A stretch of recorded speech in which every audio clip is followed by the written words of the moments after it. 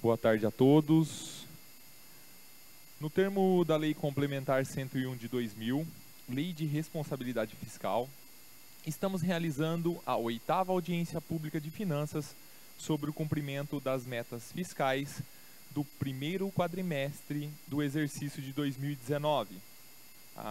Agradeço a presença da secretária Raquel Compagnol, secretária municipal de Fazenda e registro a presença dos senhores vereadores. Para início dessa audiência pública, faremos a leitura do parágrafo 4º do artigo 9º da Lei Complementar 101 de 2000. Artigo 9º, no parágrafo 4º. Até o fim do mês de maio, setembro e fevereiro, o Poder Executivo demonstrará e avaliará o cumprimento das metas fiscais de cada quadrimestre, em audiência pública na comissão referida no parágrafo 1 do artigo 166 da Constituição ou equivalente das casas legislativas estaduais e municipais. Queremos esclarecer que apenas as questões relacionadas com as metas fiscais poderão ser tratadas nesta audiência pública. Portanto, não permitiremos a inclusão de outros assuntos estranhos à finalidade para a qual foi convocada. A senhora Raquel, secretária municipal de Fazenda, está nesta oportunidade representando o senhor prefeito municipal e a quem usará da palavra para exposição ao que opôs as perguntas e após as perguntas serão feitas. Na explanação, a secretária de Fazenda, Raquel.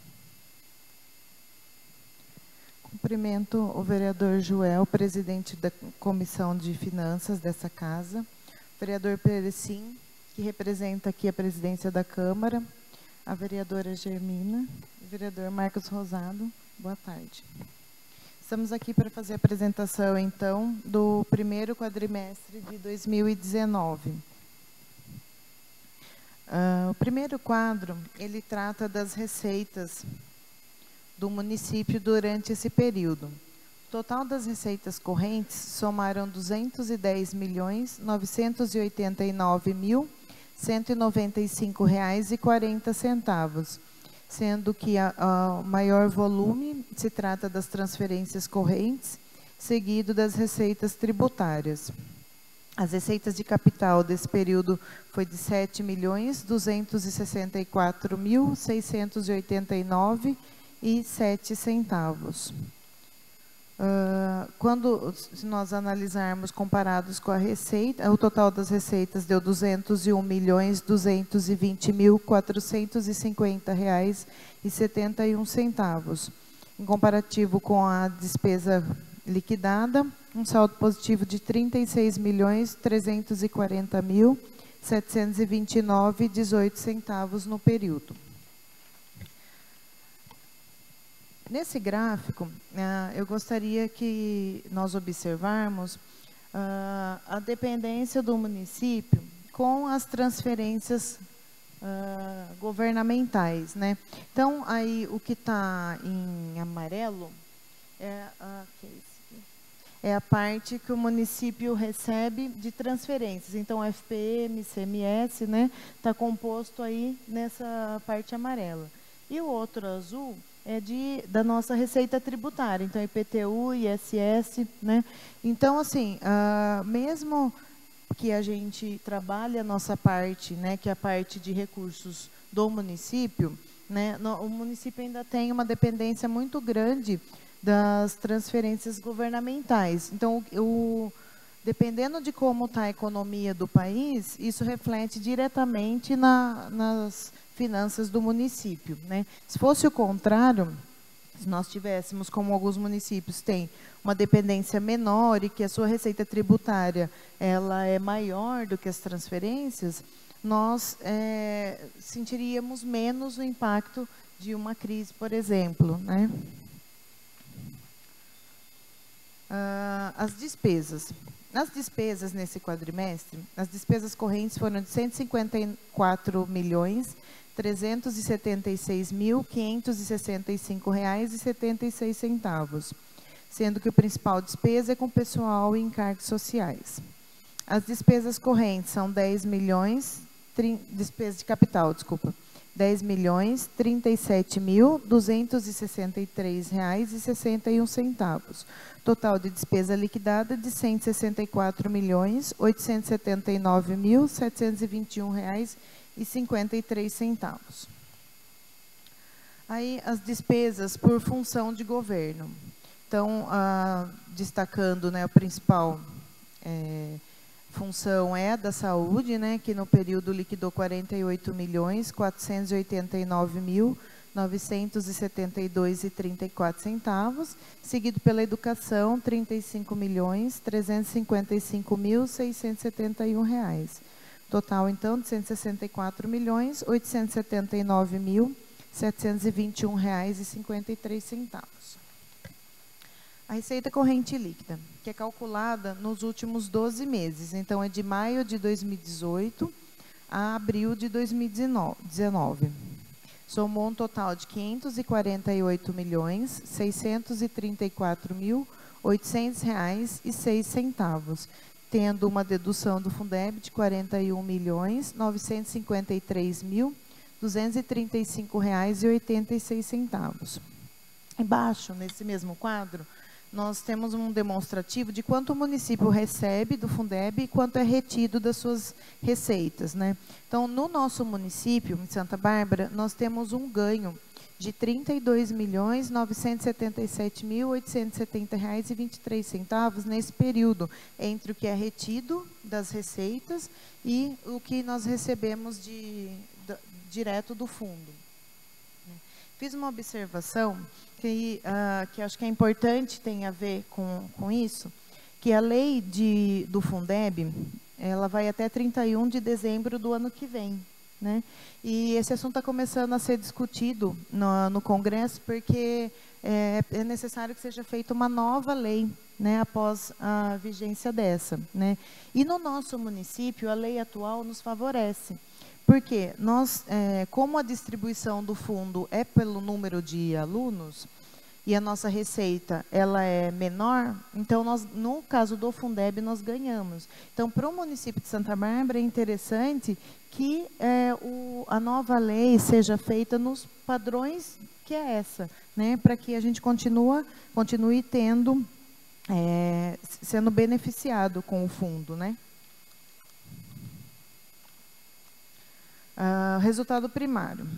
Total das receitas fiscais líquidas é de R$200.936.984,85, para uma despesa fiscal líquida de R$161.191.450,73. Total do resultado primário de R$39.745.534,12. Resultado primário, né? Resultado nominal, a dívida consolidada de R$53.733.526,75, um ativo disponível de R$34.964,39.026. Uma dívida fiscal líquida de R$31.252.363,16. Trouxe também um outro assunto que se relaciona com as informações, né, financeiras aqui do quadrimestre, e acho pertinente, porque nós estamos aqui numa casa legislativa, né? É que no Congresso Federal, além da reforma previdenciária, que é amplamente discutida nas mídias, né, mas tem também tramitando uma reforma tributária. E a reforma tributária não tem sido muito divulgada pela imprensa, mas ela já passou por uma comissão na Câmara. Essa reforma ela foi desenvolvida pelo Centro de Cidadania Fiscal, CECIF, né? E são estudos técnicos, né, que foram feitos por um economista e foi proposta por um deputado.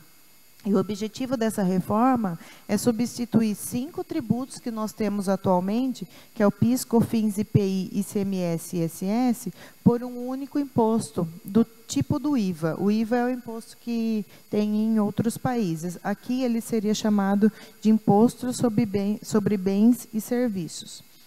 Então, novo imposto, ele acabaria com uma divergência que hoje nós temos com relação à tributação, por exemplo, do ICMS e do ISS, né, que tem algumas atividades que são conflitantes essa questão. O Estado entende que é o ICMS, o município que é o ISS, né? Ela tende a ter uma distribuição mais justa, porque ela vai depender do número, né, de consumidores na cidade, porque, na verdade, vai ser tributado o consumo, né, não vai ser mais na origem, vai ser no consumo, vai ser no destino, a tributação do imposto. Então, hoje nós estamos trabalhando com as previsões de receita de acordo com o que nós temos, que é o que está vigente. Mas existe uma reforma em tramitação que poderá mudar todo o nosso planejamento para o ano que vem e para os posteriores, porque a previsão é que seja aplicado em 10 anos, gradativamente em 10 anos, mas isso faria com que nós mudássemos todo o nosso planejamento, né, das receitas para o ano que vem, né?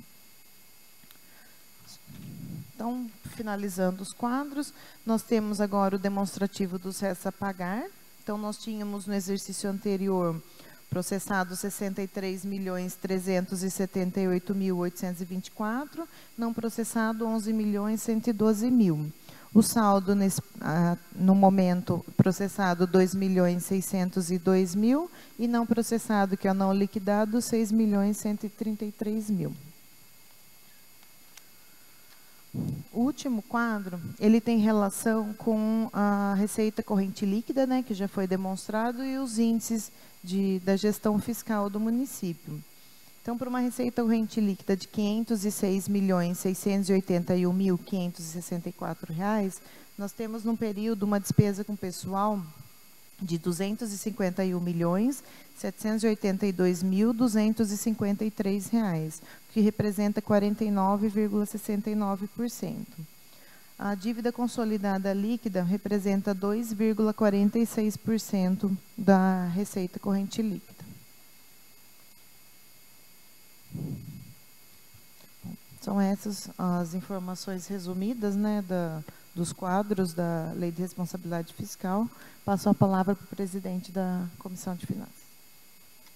Antes de passar a palavra para os vereadores, gostaria de agradecer a presença da vereadora doutora Germina Dottori, a presença do vereador Cláudio Perecim, que está representando o presidente da casa, o Felipe Sanches, e o vereador Marcos Rosado. Gostaria também de agradecer a presença do secretário de governo, Rodrigo Maello, e de todas as pessoas aqui presentes. Nesse momento, abriremos a palavra para os vereadores. Com a palavra, o vereador Marcos Rosado. Boa tarde a todos. Boa tarde, Raquel, público que nos acompanha. Raquel, eu queria fazer uma pergunta para a gente ajudar exatamente esse pessoal que está nos assistindo nesse momento, nos ouvindo pela rádio. São números apresentados hoje, né?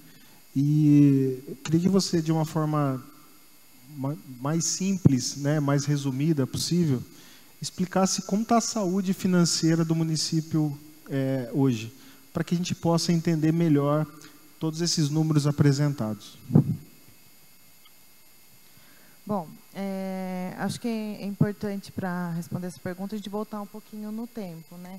Então, nós tivemos, a partir de 2015, isso ainda não se encerrou, uma crise, né, econômica no nosso país.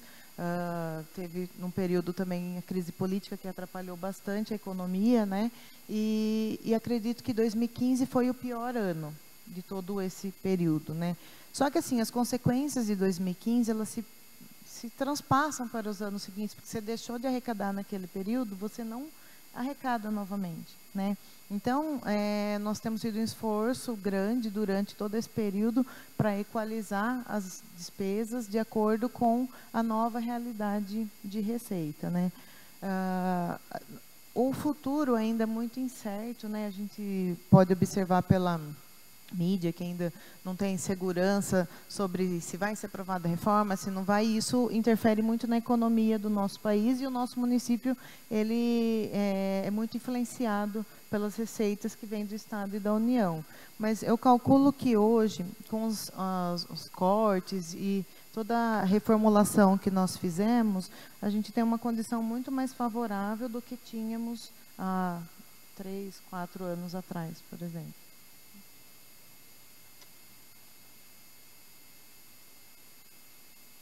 Com a palavra, a vereadora doutora Germina.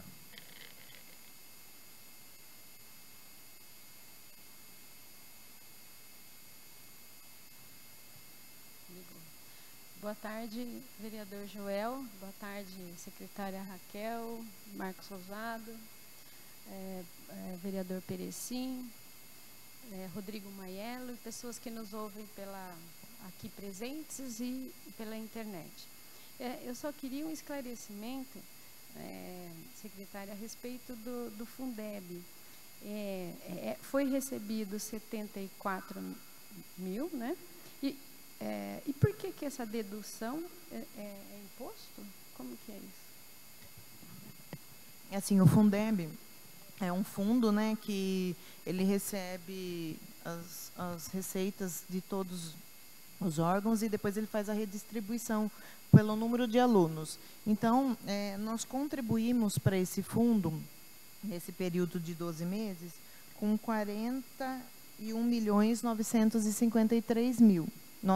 Isso foi tirado do nosso FPM, ICMS, PVA, isso saiu daqui de Santa Bárbara e foi lá para o fundo, né? Aí, a volta é pelo número de alunos. Então, de acordo com o número de alunos, nós recebemos aí o retorno desse Fundeb, que daí o que nós recebemos foi 74 milhões.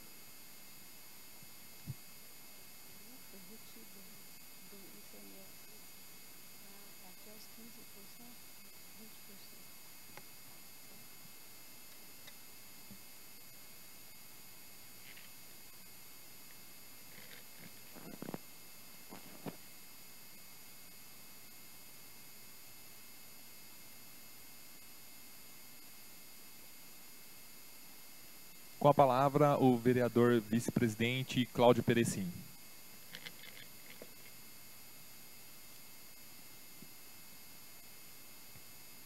Boa tarde, Joel, que está hoje administrando essa audiência pública na sua comissão.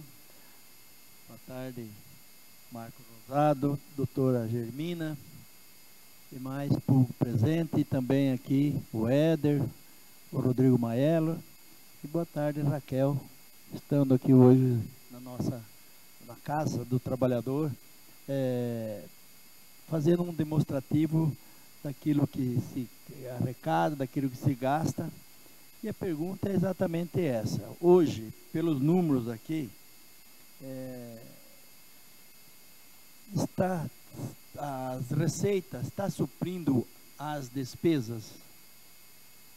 Porque até dias atrás tivemos problema aí problema de pagamento, aquela coisa toda que gerou polêmica, né? Hoje, a situação hoje está sob controle entre as receitas e as despesas? O município, embora o orçamento, sempre no final do ano, a gente termina o orçamento e começa outro, os exercícios são sequenciais, né? Então, como eu disse, tudo que a gente deixa de arrecadar num período e as despesas acontecem, você não consegue, é difícil você repor aquilo que faltou. Então, assim, hoje a gente ainda tem uma dificuldade, né, para a arrecadação ainda não supre todas as despesas, né? A gente ainda tem uma influência muito forte dessa crise, né? O nosso ICMS ainda não recuperou, e muito embora esse ano nós temos um ganho de 3% no nosso índice de participação dos municípios no ICMS, mas nós não temos ainda uma recuperação que seja necessária, que é o suficiente para que a gente consiga ter um equilíbrio, né? Mas isso a gente busca como? Com os cortes de despesa que nós temos feito, né? E incrementos na arrecadação.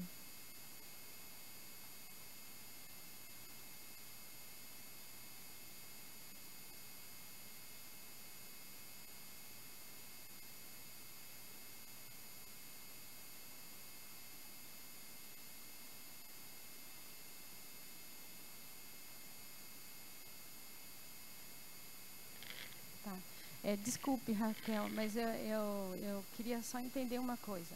Então, ó, relação ao Fundeb, tudo que o governo, né, que o executivo arrecada ou o repasse, ou é a soma da arrecadação e do repasse, que vai 20% para a educação, e aí esse dinheiro é repassado pelo Fundeb? É isso? E essa diferença de 71 aí, o Fundeb coloca mais em cima? É isso que eu queria saber. Então, não são de todas as receitas, né? São, por exemplo, do IPTU, não tem essa retenção, porque nós arrecadamos aqui mesmo. Então, 25% do IPTU é destinado para a educação. Agora, o FPM, por exemplo, do que a gente só recebe 80%. 20% já fica lá. O ICMS é a mesma coisa, a gente recebe 80%. 20% já fica lá na retenção do Fundeb. Aí isso forma o fundo e depois ele volta de acordo com o número de alunos, né? E aí isso a gente recebe integral daí. Aí isso entra na receita do município. Com a palavra, o vereador Marcos Rosada.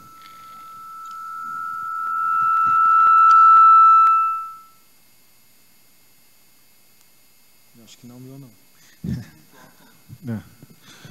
Raquel, na sua explanação você comentou a respeito da reforma tributária. Ao meu ver, é extremamente importante para o país, tá? Apesar de eu não ter me debruçado e estudado muito sobre o assunto, até que é um tema muito atual, né? Qual a expectativa do município caso venha se concretizar essa unificação desses 5 impostos, né, em um só? Já dá para ter uma base, dá para ter uma noção se vai melhorar a arrecadação, se vai facilitar desburocratizar algum setor? Dá para se ter uma base com relação a isso?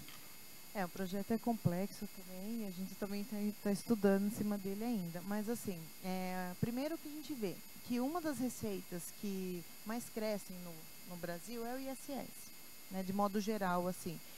Porque está sendo substituído a industrialização, o consumo de mercadoria, o setor de serviço está crescendo muito, né? Então, o governo federal está de olho nisso, né? Então, ele quer levar o ISS. Só que nessa composição toda, nos moldes que está sendo desenhado, nós teríamos ainda assim um ganho com essa redistribuição, porque daí juntaria o ICMS, o PIS, o COFINS e o IPI nesse bolo todo, né? E nessa redistribuição nós seríamos um dos municípios que são beneficiados, né? Tem municípios que vão perder, mas aí vai ficar essa disputa lá na hora da votação, né? A princípio, da forma como que ele está sendo desenhado, a gente não tem valores ainda, mas é para a gente ter um ganho, né? Mas eu acho que o ganho, além de ser a questão econômica, mas que acaba refletindo também, é para as empresas, né? Para o empresário, que ele vai ter 5 impostos juntos num só, né?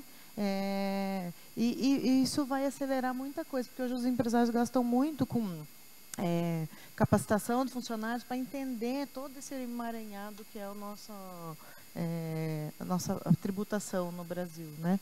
Mas a gente está de olho para que a gente não tenha perca com isso, né? Pelo contrário, a expectativa é que o município ganhe com essa nova forma de tributação. Só complementando, é importante a gente ter essa informação, até para a gente saber, né, como foi citado por você, tem município que pode vir, que o forte deles seria um serviço que tende a diminuir um pouco a receita, mas a gente saber do nosso município, né, para a gente conseguir, através dos nossos deputados, dar um posicionamento, falar qual é a nossa opinião com relação ao município de Santa Bárbara, para que a gente consiga, de alguma forma, influenciar positivamente na votação dessa reforma. Então, a pergunta é mais direcionada com relação a isso. Obrigado pela explicação. Raquel, mais uma vez, boa tarde. Gostaria de formular uma pergunta, até para tirar uma dúvida sobre 2 comparativos que a gente pode perceber aqui. A previsão anual atualizada, a inicial e atualizada, ela é de 556 milhões, 550 mil. Olhando aqui no último quadro, a gente percebe que tem uma receita de 506 milhões, receita corrente líquida. Eu gostaria de saber se essa média que é feita, a previsão anual, ela superou as expectativas, se ela se aproximou do que o município arrecadou. E essa é a primeira pergunta. E a segunda pergunta é sobre a lei de responsabilidade fiscal. A gente percebe no último quadro que diminuiu da última audiência pública, a gente está percebendo que vem diminuindo e hoje está dentro do que é pedido. Eu gostaria de saber o que está sendo feito para baixar essa folha, né, de pagamento, para que vocês consigam ficar dentro da lei de responsabilidade, né, e se tem mais alguma ação que a administração está fazendo para que isso fique nesse quadro ou se isso pode baixar cada vez mais. Com relação à estimativa de receita e o que de fato nós arrecadamos, nós temos feito, depois de 2015, uma estimativa muito enxuta sempre do orçamento, né, com relação à arrecadação, porque a gente não sabe, está sempre sendo uma incógnita como está o comportamento da receita. Então, a nossa estimativa é sempre muito moderada. E o comportamento da receita nesse ano, ele está próximo do que nós tínhamos previsto, né? Está bem próximo, então, mas considerando essa expectativa moderada, sem achar que nós teríamos um aumento muito grande da arrecadação, né? O que sempre a gente tem frustração, mas aí é por conta também das emendas e tudo mais, é com relação à receita de capital, né? A receita de capital, a gente sempre tem uma arrecadação inferior, porque a gente tem que ter previsão no orçamento dos possíveis convênios e propostas para poder pleitear essas propostas, né? E depois não são todos que acabam se concretizando. Mas também, se não se concretizar, não acontece a despesa, né? Agora, a receita corrente, ela está próxima do que nós tínhamos previsto para o período. Agora, quanto à despesa com pessoal, esse quadrimestre, ele é um pouco diferente do anterior, por exemplo. Porque o primeiro quadrimestre nós temos sempre um volume maior de receita e uma despesa com o pessoal um pouco menor por conta das férias, né? Embora no final do ano também tenha bastante férias, mas ele é um pouco atípico com relação ao segundo e o terceiro. Provavelmente, assim, esse índice ele sobe pouquinho ainda agora no segundo e até o terceiro quadrimestre. O primeiro, normalmente, ele é menor, né? Mas nós estamos trabalhando para ficar sempre dentro do... nós tivemos um esforço bem grande para reduzir do 54, que teve um período que, inclusive, nós ultrapassamos, conseguimos reduzir, e agora estamos abaixo do limite prudencial, né? E o trabalho é agora para manter dentro desse nível, abaixo do limite prudencial.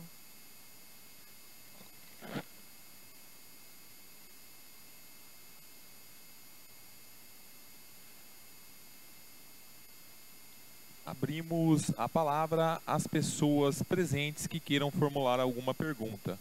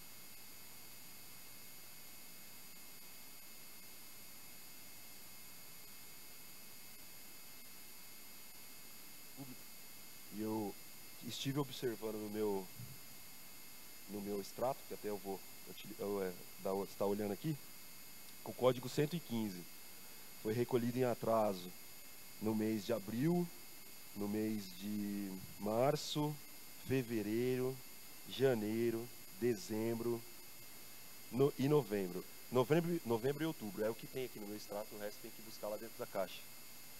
Há algum tempo atrás, em 2018, eu vou até estar abrindo aqui, em 2018 o vereador Jesus, ele esteve com um requerimento para saber sobre o recolhimento em atraso, sobre os prejuízos ao erário. E que naquela ocasião ele fiscalizou 14 meses e constatou um acréscimo de juros pagos de mora de R$938 mil. Eu estou observando no meu extrato que continua sendo recolhido em atraso. Também pelo pressuposto. Eu queria saber primeiro quem é o responsável pelo recolhimento. Quem é o responsável pelo recolhimento? Qual secretaria? Se é da senhora, a gente está no lugar certo. Em segundo, como o regime jurídico dos servidores públicos, Lei 8.112 de 1990, ela coloca todos os servidores diretos e indiretos no mesmo patamar, eu gostaria, e quando um servidor causa prejuízo ao erário, ele deve ser incluído num processo administrativo disciplinar. Eu gostaria de saber por que o responsável pelo prejuízo contínuo e corriqueiro ao erário não foi incluído em um processo disciplinar para que pudesse sanar esse prejuízo. Porque por ser de verba discricionária, quando a gente aumenta o custo, essa verba poderia ser usada em qualquer outro lugar, porque é uma verba discricionária, poderia ser direcionada à saúde, e em dados mesmo, a gente com 1,5 milhão a gente conseguiria colocar ali pelo menos 2 leitos de UTI neonatal e de SEMI na pediatria que está sendo construída lá. Então eu gostaria de saber da senhora aí, e depois também pedir para que o presidente dessa audiência pública pudesse receber uma denúncia para que a gente possa abrir um PAD, se é de discricionalidade da secretária, para a gente poder abrir um PAD para poder apurar esses atrasos contínuos aí. Obrigado. Bom, eu não estou aqui para ficar falando de A ou B, mas o que eu posso te dizer é que os recolhimentos foram feitos de acordo com a disponibilidade que o município tinha de recursos e hoje estão todos recolhidos. Reiterando a secretária, a questão é que ele foi recolhido em atraso. A senhora, se é da secretaria da senhora, a senhora fez o pedido de pagamento no dia correto, e aí, então, a senhora fez, é isso que eu estou querendo entender como servidor, a senhora fez o recolhimento no dia certo e a prefeitura, então, foi outra secretaria que não efetuou o pagamento, é isso? Presidente, eu vou me abster de responder, porque nós não estamos aqui para avaliar a minha conduta ou de qualquer outra pessoa que trabalha dentro da secretaria. Então eu agradeço aí e reitero aí o pedido ao presidente para que eu possa estar apresentando ao senhor uma denúncia de violação de conduta omissiva, dolosa, por prejuízos ao erário. Agradeço. Sobre a denúncia, vou consultar o jurídico da casa e já informo o senhor. Mais alguém aqui presente para fazer alguma pergunta? Não tendo mais ninguém, eu agradeço a presença da senhora Raquel Compagnol, que conduziu esta audiência, e aos demais vereadores e presentes. Encerro esta audiência pública e muito obrigado a todos.